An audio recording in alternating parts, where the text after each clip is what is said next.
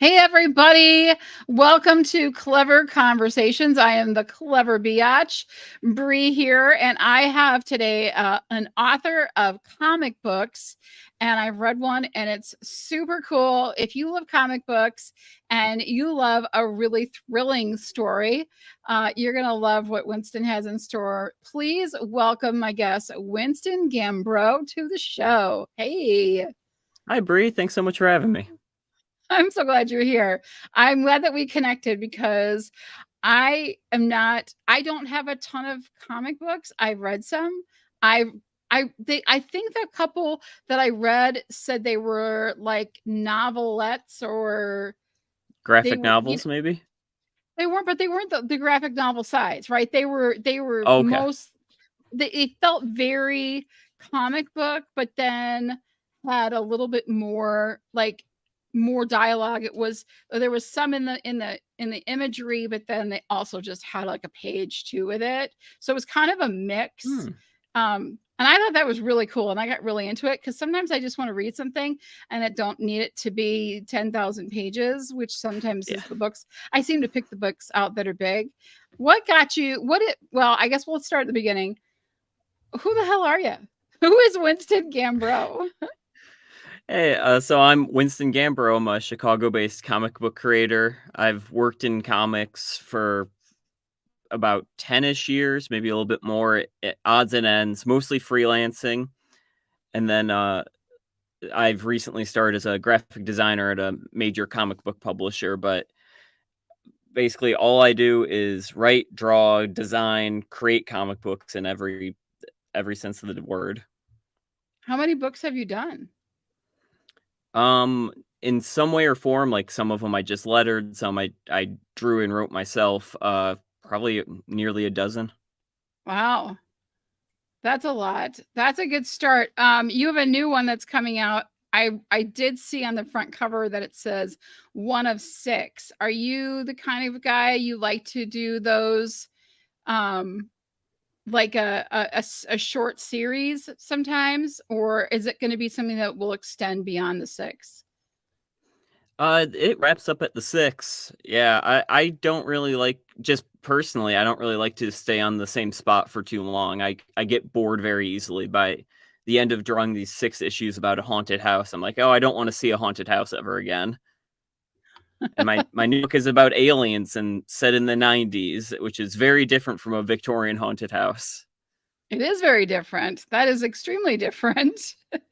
What inspires you to go from a haunted house to aliens? Like where does that inspiration come from when you do that?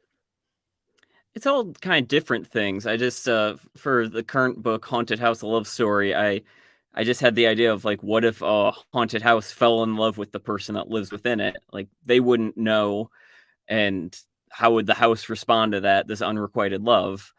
And then that Alien book, I was a big fan of this 90s radio show called Coast to Coast. If anyone's not familiar, it was a call-in show in the 90s and early 2000s where you could call in with anything, but it almost always turned into people calling in with aliens and Bigfoot and stuff like that. And it was just such a unique show with such a fantastic host that it kind of inspired my next comic. And I've always been fascinated with aliens. So then you must be fascinated with all the talk that's been going on lately, where we're hearing all of these things about there. I don't think they haven't used the word aliens per se, but Not is that I that heard. has that piqued your interest quite a bit?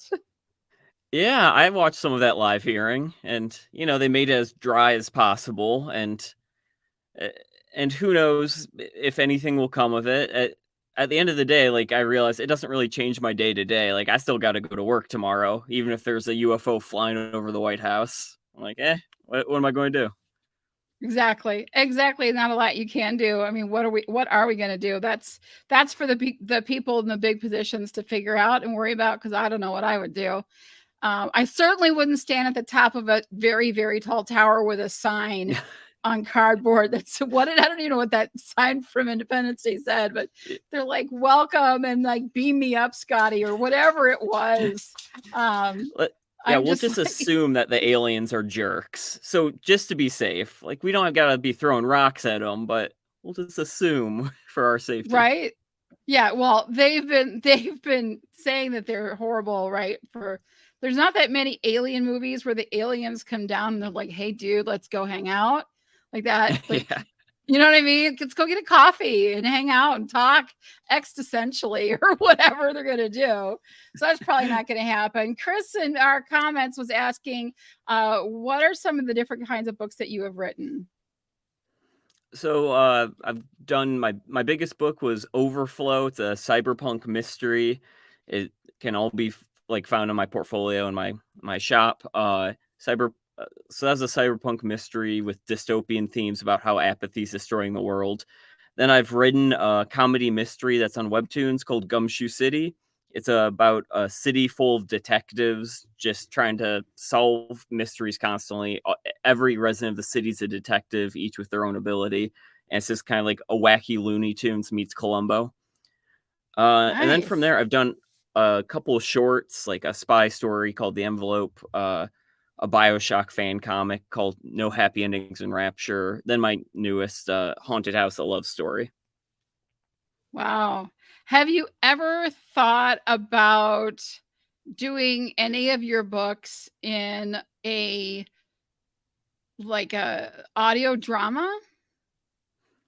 I was actually lucky enough to uh to have some voice actors reach out. They were looking for a project. They wanted to voice over a comic and create a YouTube video for it. And an all ages comic book I did called Rex Radley, I submitted to them and they all liked it enough to actually make a motion video where they did all the voices animating it. So that was incredible. And other than other than that, I wouldn't know how to begin jumping into other media. All my experience has been making comics now. Right. Well, I think it'd be really interesting. I have a friend that does now, he only writes as an audio drama podcast. And but it's on zombies. It's called Raising Hope, a Zombie Apocalypse.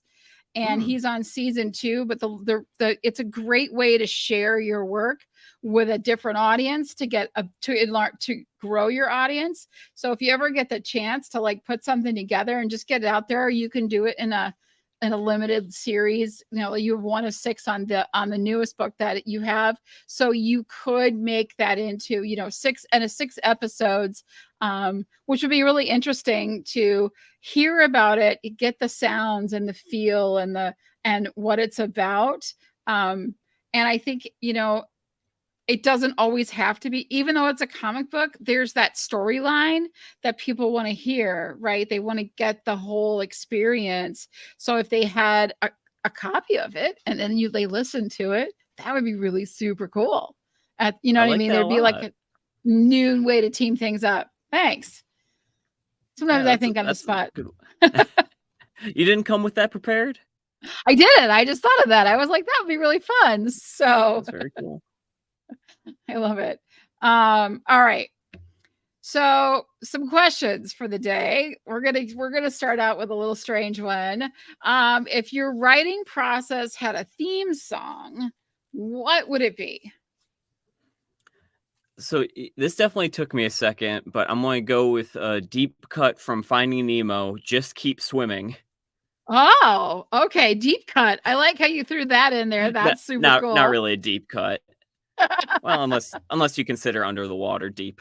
But That's yeah, uh, exactly. 300 feet deep. We're gonna go. You know, that's how deep we're going on that. I a comic creator once said the only difference between an amateur and a professional is one is willing to finish it, and I really think like any creative process, comics aside, is just about working through the times when you're not interested in working on it. And every single project I've ever done, I've felt probably for the majority of it not like doing it, but you just have to keep swimming. You have to keep pushing yourself. You have to keep writing. You got to keep drawing. Do whatever you're passionate about if you want to make it in that field. Is that what you're thinking about too? Because I know a lot of writers get blocks. I get blocks. Is that the right advice then, to just keep going through it? And what do you do when you feel like you're stuck in a certain spot or stuck, you're not really sure how to move forward. Do you have special things that you do to get you forward? At least with my writing style, I usually kind of skeleton out the whole plot first. So I break it down by like the scenes and then which page will contain those scenes. So it's a little bit easier for me to prevent writer's block just because I get ahead of it so much. Other than that, I think a big thing stopping any creative is being chasing perfection, which is like an impossibility. And so if you're just like staring at a Google Doc that's not filling itself, just write anything. Like even if it's not an A+ work, it will be something. It's better than what you wrote yesterday, which was nothing. Yeah, gotta keep doing anything that you can. I think the other thing that I always do that seems to work for me is I stop beating myself up about it. And I know when it does happen, it's gonna happen. It happens to everybody. We all go through that. And if we can just not not worry about it, do something different, shift things, change things, whether it's, have your coffee outside instead of inside, or you take a walk, or you go, in my case, I go do dishes or clean my kitchen. There's always overflowing dishes in my house, so I'll just go do something because I just need to get away or get up or get moving, and that blood starts to circulate, and then I can come back and then I'm refocused. It seems to help me push through situations like that. So both great advice from you as well. Just keep, you have to keep going through it. And I love your theme song, and I love Finding Nemo. I like that you went in that direction. So was not expecting that. So thank you. What are some of the books? What are some of the other books? So you told us you have the haunted house, which we're going to hear a lot more about here in a few minutes. And then you have the alien one. What other books what are some of the books that you have written? And tell us a little bit about a few of them. Sure. So the one I'm probably most proud of is called Overflow. It's a cyberpunk mystery. It can be found in overflowcomic.com for free if anyone wants to check it out. Basically, former detective's brother is framed for a war crime that pushes US and Russia on the verge of ending each other, ending the world for good. And it follows the sister trying to prove her brother's innocence.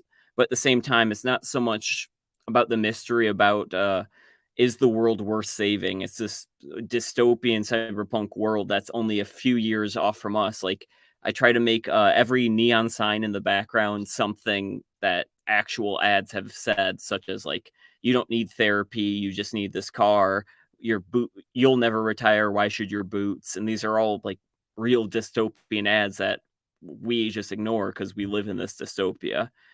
And I'm not so happy with it as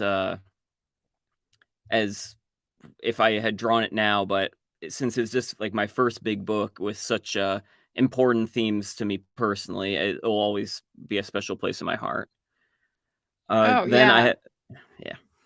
Then I have Gumshoe City, which is that Looney Tunes detective one.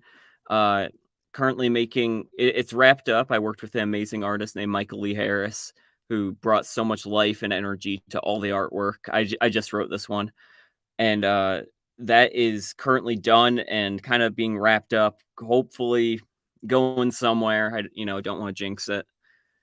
But that can be found at gumshoecitycomic.com. The first story's free. See if you can solve the mystery before the detective can. Then from there, I kind of just have some random minis. I have The Blank, which is about a detective solving an impossibility, but as he starts to lose his mind, the pages will get whited out, he gets sharpied out, words start to fade away. So as you read, you feel like you're losing your mind as well.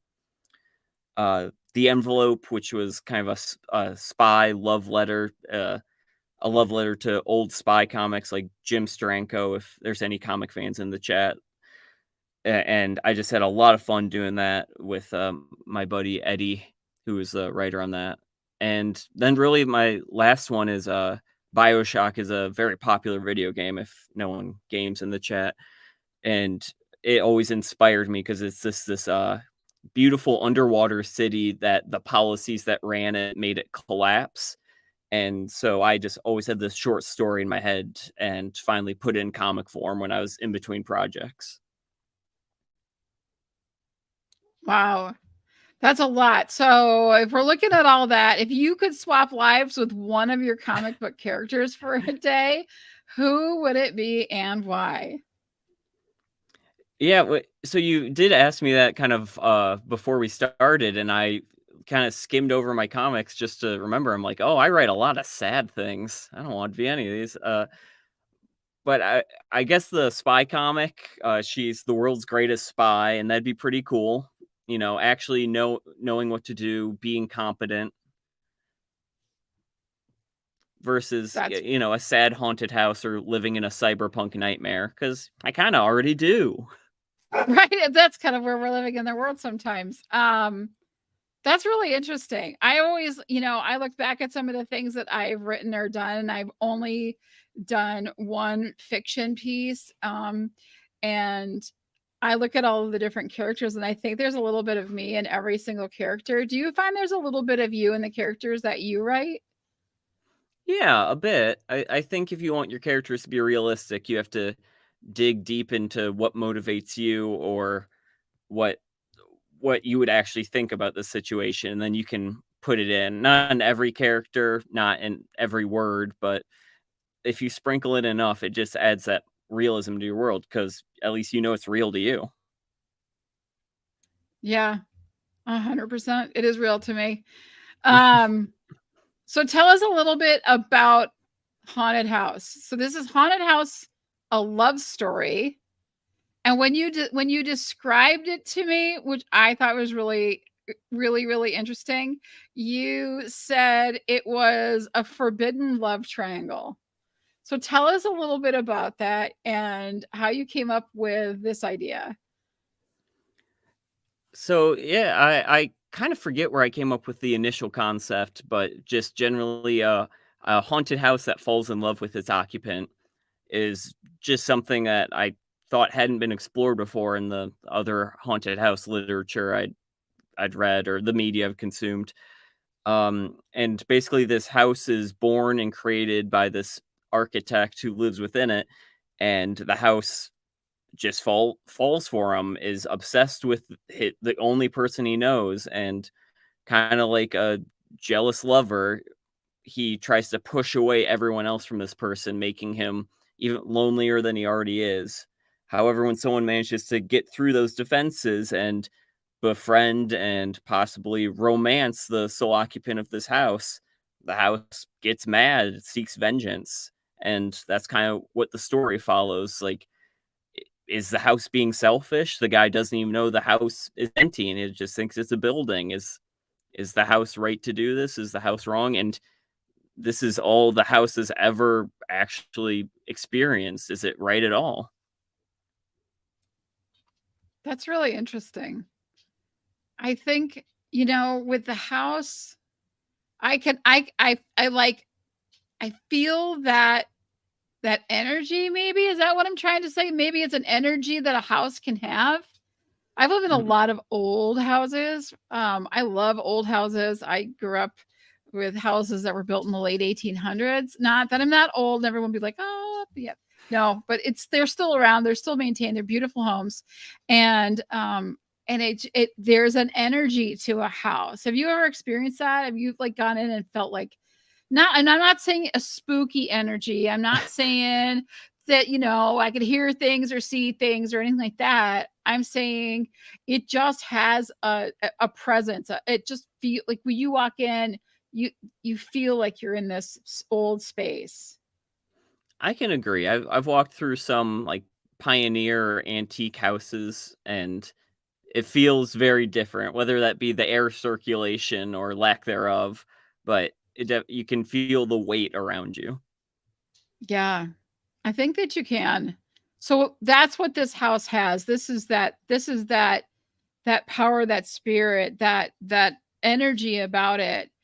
And do you think that the main character, do you think that he's there and wants that to have that relationship with the house, because I almost feel like he maybe does, because he doesn't have anybody. He's pretty alone. He's not like going from I was out every night of the week to I'm a hermit now in this big home that I built.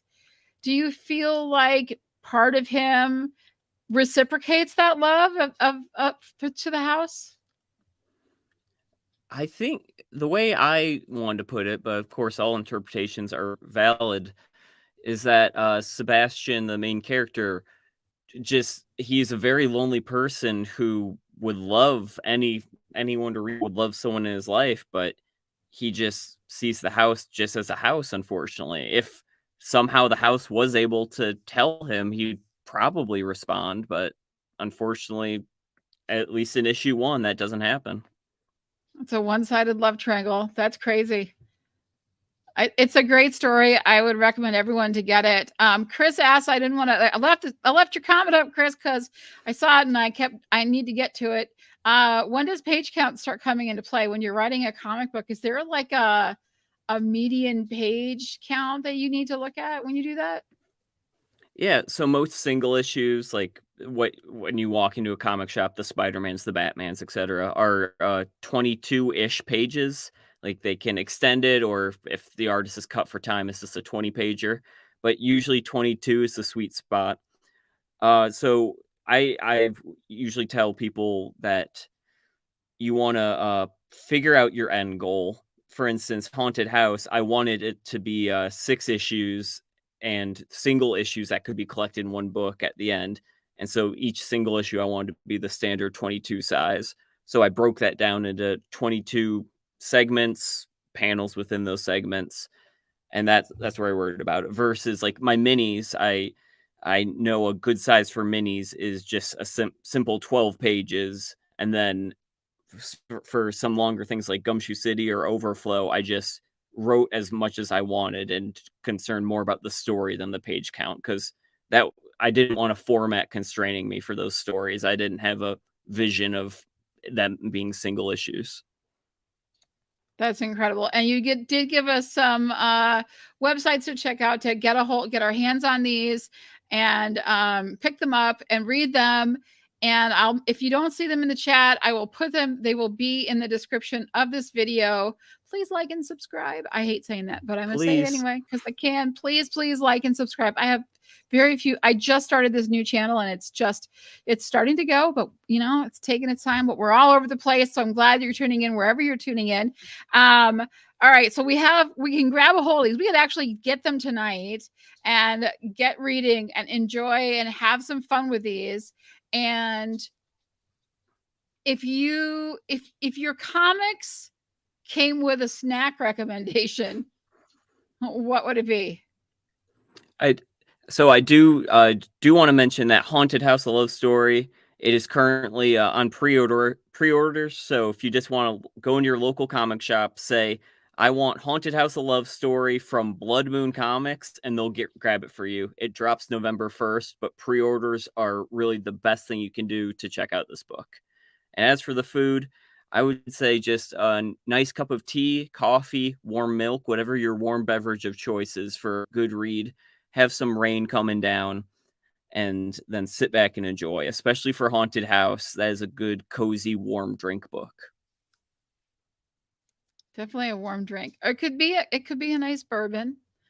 It could be something that relaxes. Or ladies, you could grab a glass of wine and have some fun. I think that I read through, I loved it. I thought it was so great. And it really gave that emotional. That's one of the things that we talked about in a class that I taught today. And that was how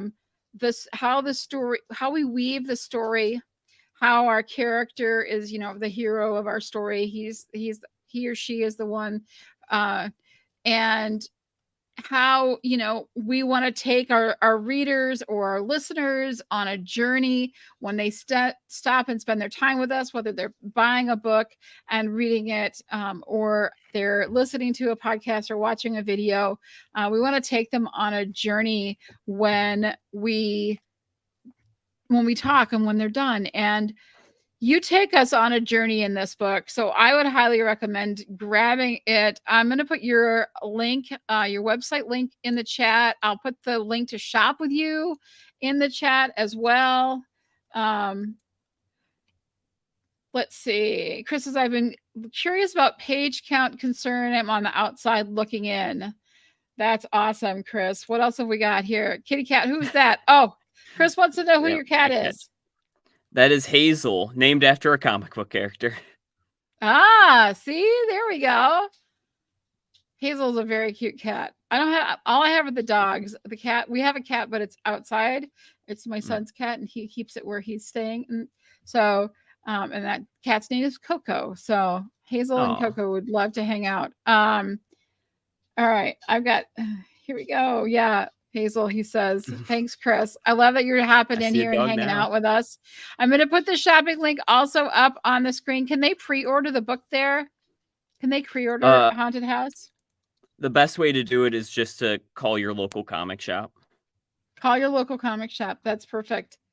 Hazel looks like fun. Yeah. My dog thinks so too. Not in the same way. I can't thank you enough for coming and hanging out with me tonight. This has been so much fun. I'm looking forward to when does the book come out, by the way, before I forget? September 15th is the last day to pre-order, and November 1st it'll be coming out. There we go. Perfect. What else have you got coming up? You got one of 6. So what's next in the Haunted House series? Well, that will be coming out monthly starting November. And let's just say things get worse for the house. You got to read to find out. Oh, yeah. I'd be afraid of where that would go, because that might be a really angry house. All right. Well, everybody stay safe out there. Stay out of love triangles. They're not a good idea, even if it's with a house. Even you might have a house that you love. You never know. Check out what Chris says. My dog is off somewhere lounging around. Of course. Yeah, my dog doesn't do that. He doesn't lounge. He comes and barks. Yeah, it is what it is. It's been a fun day. The dogs have been crazy. I got to read an amazing comic book. I got to hang out with my new friend, Winston Gambro. I am so glad you've been here. Thanks for hanging out with us today, and hope we'll see you again soon. Yeah, thank you so much for having me, Brie. I hope you have a great rest of your day. All right, guys. Thanks so much for tuning in. We'll see you next time.